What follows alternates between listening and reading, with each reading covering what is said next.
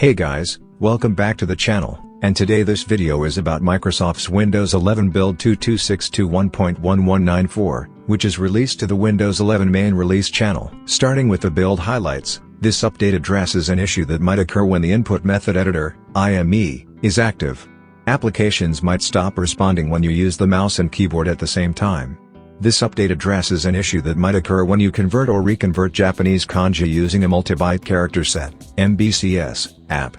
The cursor might move to the wrong location when you type. This update addresses an issue that affects picture files you find using the search on the taskbar. This issue stops you from opening those pictures. This update addresses an issue that stops you from searching for a file based on the file's contents.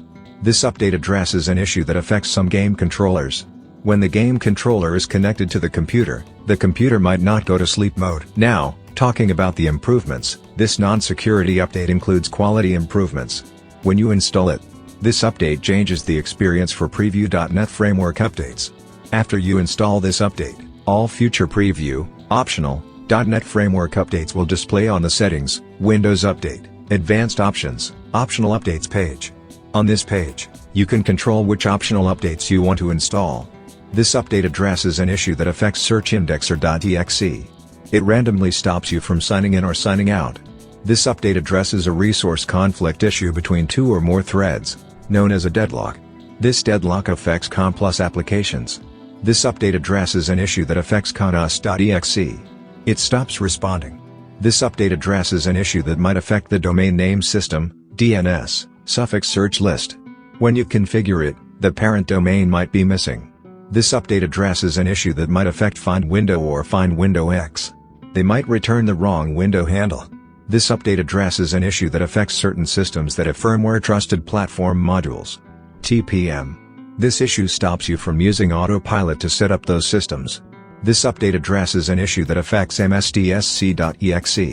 It stops responding while connecting to a remote app and desktop connection. This update addresses an issue that causes Windows Server 2022 Domain Controllers, DC, to stop responding. This occurs when they process Lightweight Directory Access Protocol, LDAP, requests. This update addresses an issue that affects the Resilient File System, REFS, MSB attack. The issue causes a non-paged pool leak. This update addresses an issue that affects the REFS. The issue causes high non-paged pool usage, which depletes system memory.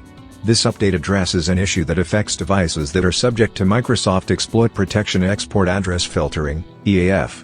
Some applications stop responding or do not open. These include Microsoft Office and Adobe Reader. This update addresses an issue that might affect applications that use Microsoft Edge WebView 2 to display content. Applications that use WebView 2 include Microsoft Office and the Widgets app. The content might appear blank or grayed out. This update addresses an issue that affects a group policy for expanded toasts.